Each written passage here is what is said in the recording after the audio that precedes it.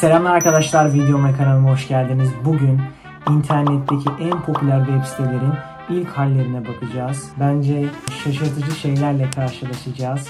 Ben de çok heyecanlıyım, sizlerle beraber bakacağız. 7 tane web siteye bakacağız. TikTok, Amazon, Twitter, Instagram, Facebook, YouTube ve Google. İlk önce TikTok'a bakacağız. Videonun ilerleyen dakikalarında Google'a bakacağız ve 20. yüzyıla kadar ineceğiz. Google 1998'de kurulmuş. YouTube için konuşursak 2005'e kadar gideceğiz. 2005'te kurulmuş. Ve böyle diğer günlük hayatımızda popüler kullandığımız, sürekli olarak girdiğimiz uygulamaların günümüze kadar nasıl değişerek geldiğini de göreceğiz aynı zamanda. TikTok'a bakalım. Şu siyah noktalar tıklanma sayısı. Şu an TikTok için bakıyoruz. 2018'den sonra bir ivmelenme var açıkça görebildiğimiz üzere. Tabi ismi TikTok değildi. 2018'de sanırım değişti. Öncesinde Musical.ly'ydi. Ben de Musical.ly için videolar çekmiştim.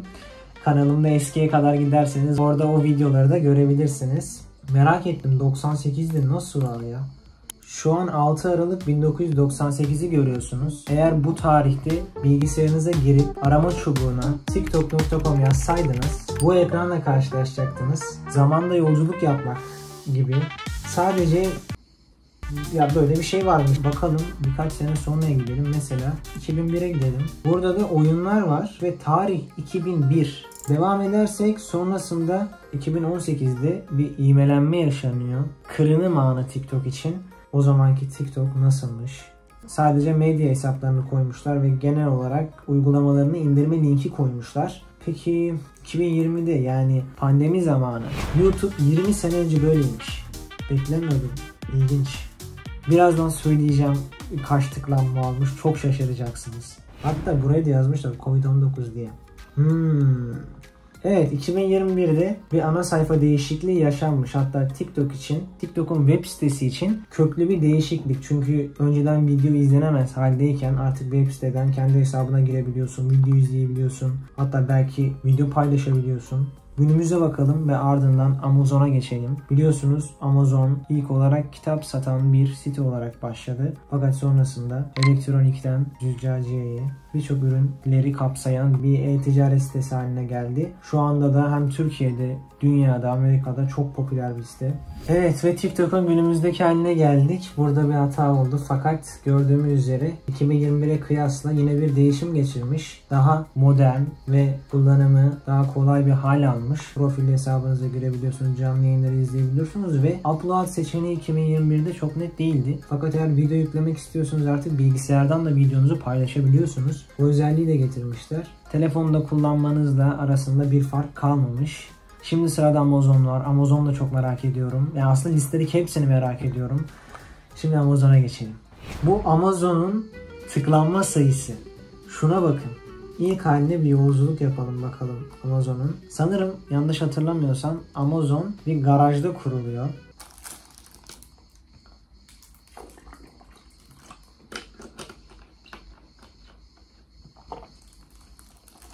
Evet. Hatta logosu bile aynı.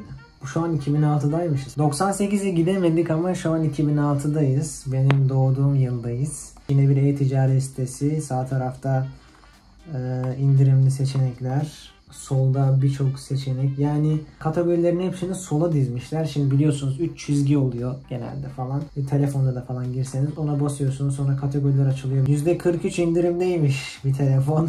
Gördüğünüz gibi tuşlu telefonlar var tabii ki. Hatta antenli mi ya bu? Nokia.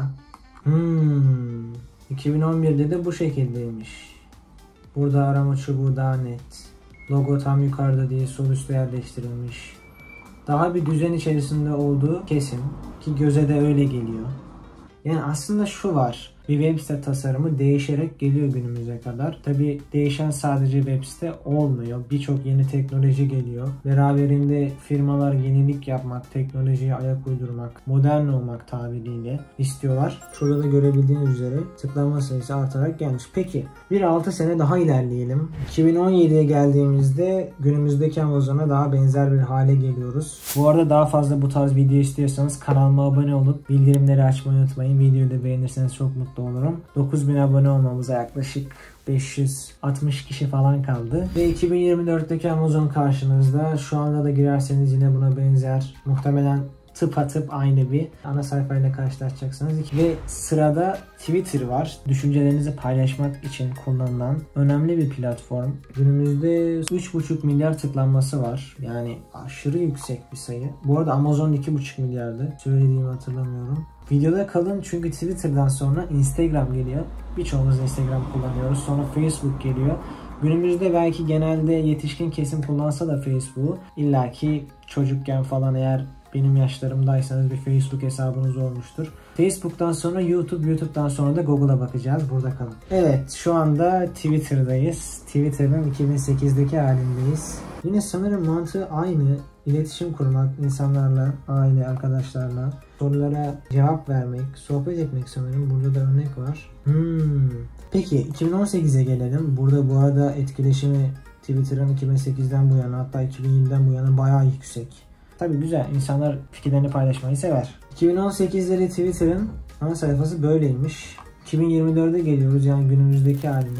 Şu an biliyorsunuz XCOM logosu bu şekilde ve daha siyah. Önceden push logosu vardı, mavi beyazdı. Sırada Instagram var. Biliyorum birçoğunuz kullanıyorsunuz. Merak ediyorum yani Instagram nasıl bir şey bekliyor bizi yani Instagram için. Heyecanlı biçimde. Bu arada Instagram şu anda 5,2 milyar tıklanmaya sahip. Yani dünya nüfusunun %50'sinden fazlasına tekabül ediyor tabi, ama bir kişi birden fazla kere Instagram'a giriş yapabildiği için, bu sadece web site için. Yani genelde telefonda bu Google'ı, YouTube'u, Instagram'ı, Twitter'ı, Facebook'u uygulama olarak kullanıyoruz tabi. 2011'deki halini görüyorsunuz Instagram'ın. iPhone'a koymuşlar. Böyle iPhone 4 sanırım. Uygulama olarak da indirseydiniz bu şekilde gözüküyormuş arayüzü. Gördüğünüz gibi şu ankine kıyasla bayağı bir fark var. Hatta logosuna bakın, yani sanki eski bir fotoğraf makinesi gibi. Günümüzdeki logosu da bundan evrimleşti fakat ama benzerliği yok. Yani hayatınızdaki anları hızlı, güzel ve eğlenceli şekilde arkadaşlarınızla paylaşmanın yolu denmiş Instagram için. İlk olarak böyle yola çıkmış ki günümüzde de mantığı aynı. Şu an 2016'daki haline yolculuk yapıyoruz Instagram'ın. Web site haline. 2016'da giriş yapabiliyoruz. Mesela 2011'de yapamıyorduk. Bir giriş ekranı yoktu. Sadece bir reklam. Telefondan uygulamayı indirin. Ama 2016'ya geldiğimizde yine uygulama reklamı var. Hatta ücretsiz bir şekilde detay yine var. Mesela TikTok tabi Instagram'dan daha yeni bir web siteydi. Fakat 2021'de bile kendi hesabına giriş yapamıyordum. 2016'da Instagram'da bu özellik var. 2020'ye geldik. 2020'de pandemi zamanı, Covid-19, okullar kapandı falan filan. Instagram'ı da gördük. Günümüzdeki halini aratarak bulabilirsiniz ki zaten birçoğunuz biliyorsunuzdur. Sırada Facebook var. Facebook'a da bir bakalım. Hatta bunun filmi var biliyorsunuz. Sosyal Ağ diye Facebook'un kuruluş hikaye filmi var. Ne kadar gerçek bilmiyoruz ama öyle bir film yapmışlar. Facebook'u da Mark Zuckerberg Harvard Üniversitesi'nde okurken kurmuştu. Sanırım üniversiteyi yarıda bırakmıştı. Aktif olmaya başladığı zamana gidelim. Mesela 2004'te bir aktifleşme var. 2004'te ana sayfasını göreceğiz Facebook'un. Nasıl bir dizaynı varmış. Facebook ilk olarak okullarda açılıyor. Okullardaki öğrenciler kendi profillerini açıyorlar. Profili olan hesaplar siteye girdiği zaman bu kişiyi beğendin mi beğenmedin mi gibi oluyor işte.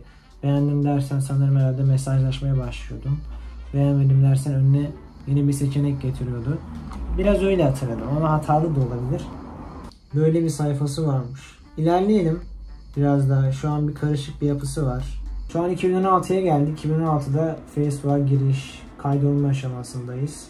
Bu ekranı çok gördüm ben. Babamın bilgisayarında Facebook'a girip içerisinde oyunlar oluyor biliyorsunuz Facebook'un.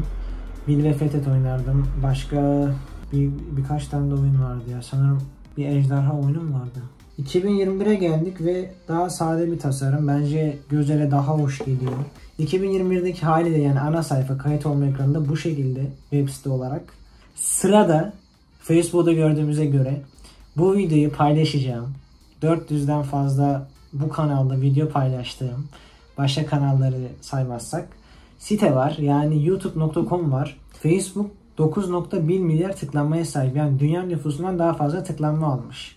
Ardından bir 4 katı katlanma yaşanıyor YouTube için. YouTube 42,8 milyar tıklanmaya sahip. aşırı popüler ve Google'dan önce en popüler web sitesi. Bakalım. 28 Nisan 2005.